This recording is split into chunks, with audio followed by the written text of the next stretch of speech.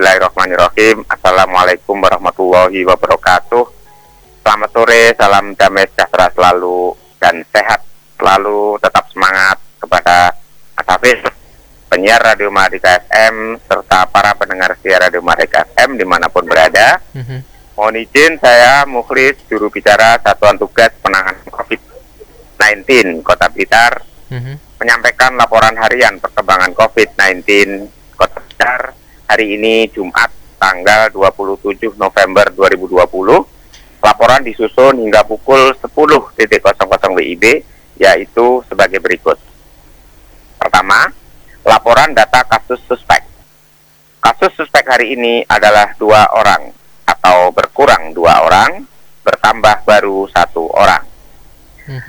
Kasus suspek yang pindah kasus ke probable dan konfirmasi adalah kosong atau nihil, ke discarded adalah 2 orang. Kasus suspek yang melaksanakan isolasi di rumah sakit rujukan COVID-19 adalah 1 orang. Isolasi mandiri adalah 1 orang. Kasus suspek meninggal dunia adalah kosong atau nihil. Kumulatif kasus suspek discarded adalah 274 orang atau bertambah 2 orang. Kumulatif kasus suspek hasil PCR negatif yang sembuh adalah 262 orang atau bertambah 2 orang. Kumulatif discarded meninggal dunia hasil PCR negatif adalah 12 orang atau tetap. Yang kedua, laporan data kasus probable. Kasus probable hari ini adalah kosong atau nihil. Kasus probable dirawat di rumah sakit rujukan COVID-19 adalah kosong atau nihil. Kumulatif kasus probable meninggal dunia adalah 1 orang. Yang ketiga, data pemantauan kontak erat. Kumulatif kontak erat yang masih dipantau adalah 121 orang atau tetap. Pindah kasus ke suspek atau konfirmasi atau discarded adalah kosong atau nihil. Kumulatif kontak erat discarded selesai isolasi mandiri 14 hari adalah 1.595 orang atau tetap. Yang keempat, laporan data kasus konfirmasi atau positif COVID-19. Kumulatif kasus konfirmasi positif COVID-19 adalah 235 orang atau hari ini bertambah 3 orang. Kumulatif kasus konfirmasi sembuh adalah 198 orang atau tetap. Kasus konfirmasi isolasi di rumah sakit COVID-19 adalah 6 orang. Isolasi mandiri di rumah masing-masing adalah 19 orang. Kumulatif isolasi gedung, baik di rumah isolasi Kota Blitar maupun di LEK atau lainnya adalah kosong atau nihil. Kumulatif kasus konfirmasi meninggal dunia adalah 12 orang atau tetap. Selanjutnya, saya sampaikan penjelasan perkembangan kasus COVID-19. Yang pertama adalah kasus konfirmasi. Ada informasi baru. Yang pertama, seorang laki-laki usia 52 tahun dari Kelurahan Tanjung Sari. Sejak tanggal 22 November yang lalu, dia mengeluh sakit, demam, kemudian batuk, nafsu makan turun. Pada tanggal 27 November hari ini, hasil PCR-nya positif. Dan saat ini yang bersangkutan dirawat di Rumah Sakit Rujukan COVID-19 Kota Blitar.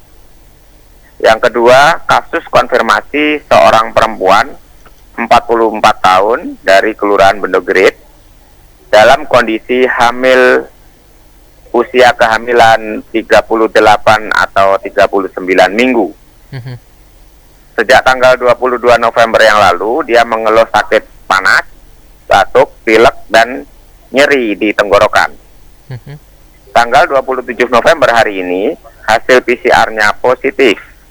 Dan saat ini yang bersangkutan dirawat di Rumah Sakit Rujukan COVID-19 Kota Blitar.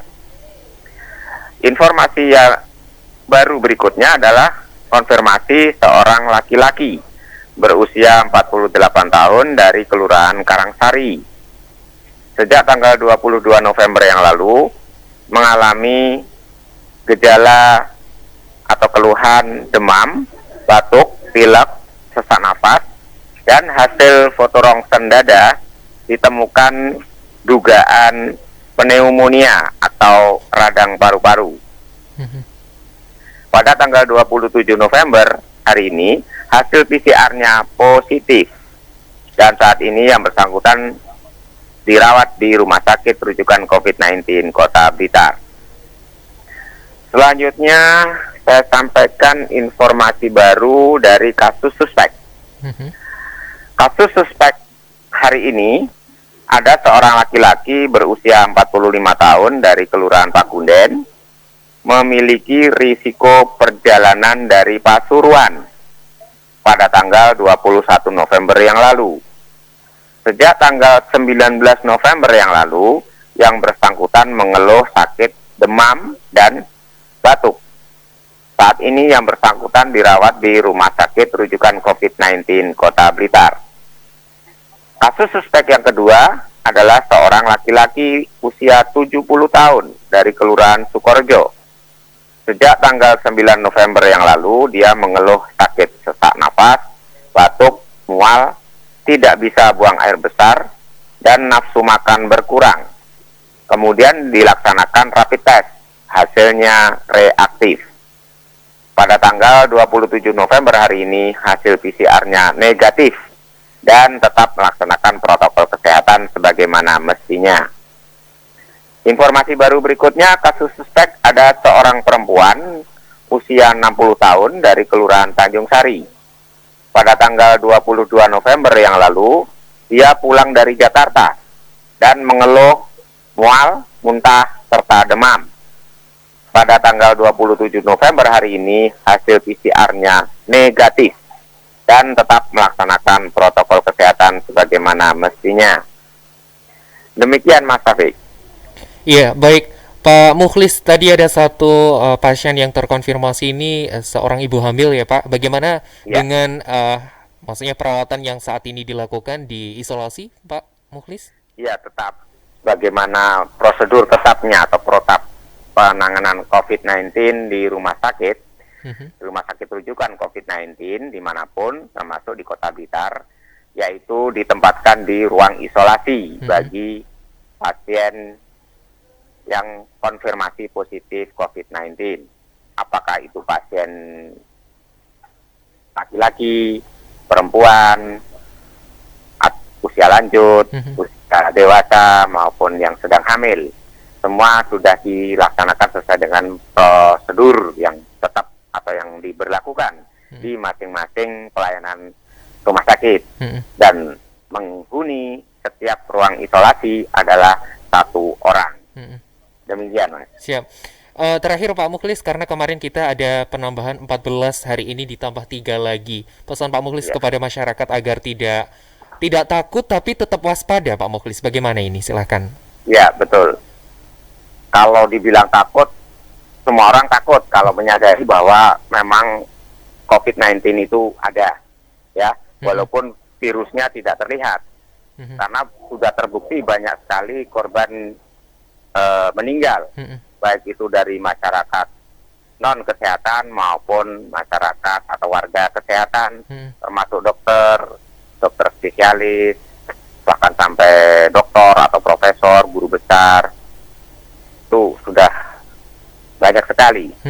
Nah, apalagi masyarakat atau warga yang lanjut usia, ditambah lagi masyarakat yang menderita sakit komorbid atau penyakit penyerta seperti kencing manis, tekanan darah tinggi, sakit jantung, sakit paru-paru, sakit ginjal, dan sakit serius lainnya. Nah, maka kita yang sehat atau tanpa gejala ini harus tetap hati-hati waspada dan harus curiga. Jangan-jangan walaupun badanku sehat, kuat, tanpa gejala, jangan-jangan sudah terkontaminasi virus corona.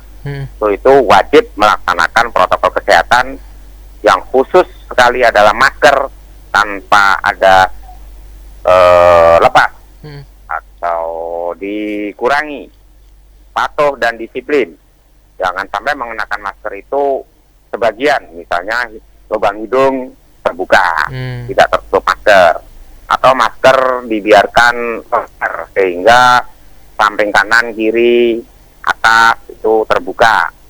Jadi masker itu harus pas, melekat rapat, melekat di belakang hidung, di atas mata, di bawah, di atas lubang hidung, di bawah mata, kemudian yang di leher atau di janggut itu bisa sampai ke belakang bagian janggut, dan di pipi kanan kiri juga nempel rapat, sehingga kalau kita sudah waspada terhadap diri kita, kita berharap untuk tetap sehat dengan imunitas yang tinggi dan tidak menularkan virus corona dari tubuh kita kepada orang di sekitar kita atau keluarga kita.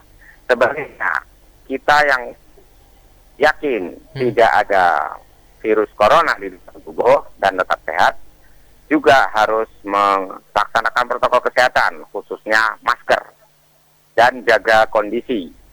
Seperti yang saya sampaikan tadi, mengenakan masker dengan utuh, patuh dan disiplin tinggi, secara terus-menerus, selama mungkin. Baik. Sehingga bisa terlindungi.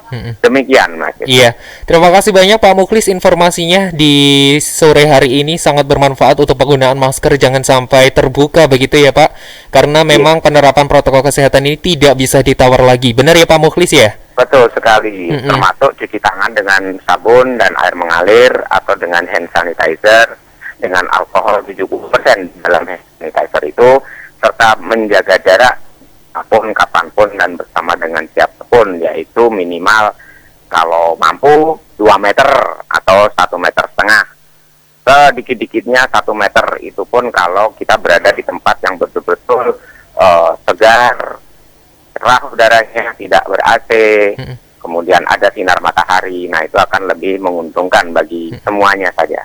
Baik, terima kasih banyak Dr. Mukhlis, juru bicara Satuan Tugas Penanganan COVID-19 di sore hari ini sudah mampir di Mahardika atas informasinya. Terima kasih. Nggih. Selamat sore, assalamualaikum. Selamat sore, waalaikumsalam warahmatullahi wabarakatuh.